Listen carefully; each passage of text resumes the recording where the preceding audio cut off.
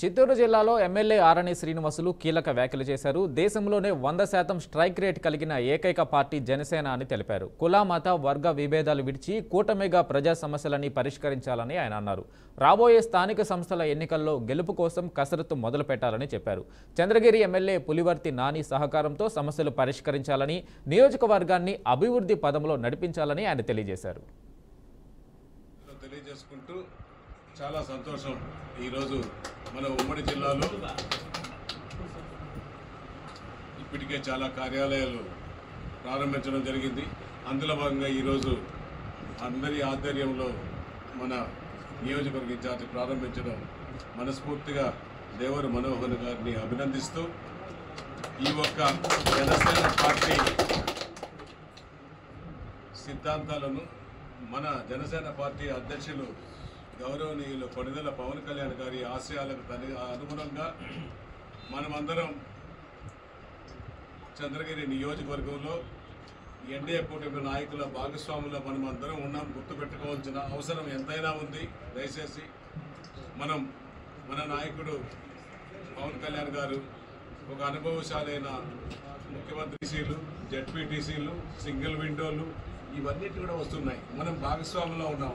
మన నాయకుడు ఏ గ్రామాలలో మనకు బలం ఉందో పెంచుకోవాలి. ఇప్పటి నుంచి ఇంకా 6 నెలలు 8 నెలలు సంవత్సరం టైం ఉంది. ఈ సంవత్సరం లోపల జనసేన పార్టీ ఏ పంచాయతీలో సర్పంచ్గా నిలవాలి, ఎంపీపీగా ఏ మండలంలో ఎంపీపీగా నిలవాలి, జెడ్పీటీసీగా నిలవాలనే ఒక ఆలోచన విధానం జన సైనికులకు నాయకులకు ఇప్పటి నుంచి రావాలి. సేవాభావం చేయాలి.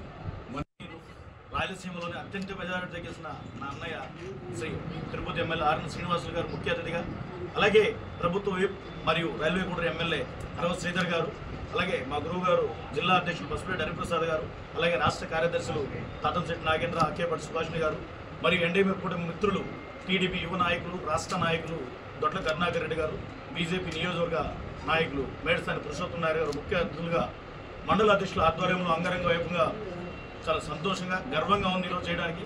దీని యొక్క ముఖ్య ఉద్దేశం ఏంటంటే చంద్రగిరి నియోజకవర్గంలో జనసేన పార్టీని బలోపేతం దిశగా చేస్తూ గత 10 నెలలుగా కూటమి ప్రభుత్వంలో నేను కొద్దిగా ప్రజా సేవలో తక్కువ ఉన్నాను.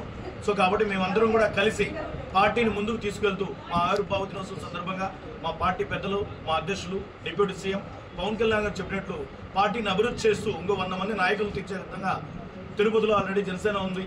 చంద్రగిరిలో కూడా జనసేన పార్టీని విస్తృతం చేస్తూ ప్రజా సేవలో, ఎందుకంటే మనం 10 సంవత్సరాలు ఆ నాయకుడు బాగలేదని కూటమి నాయకుడిని అత్యంత మెజారిటీతో గెలిపించుకున్నాం.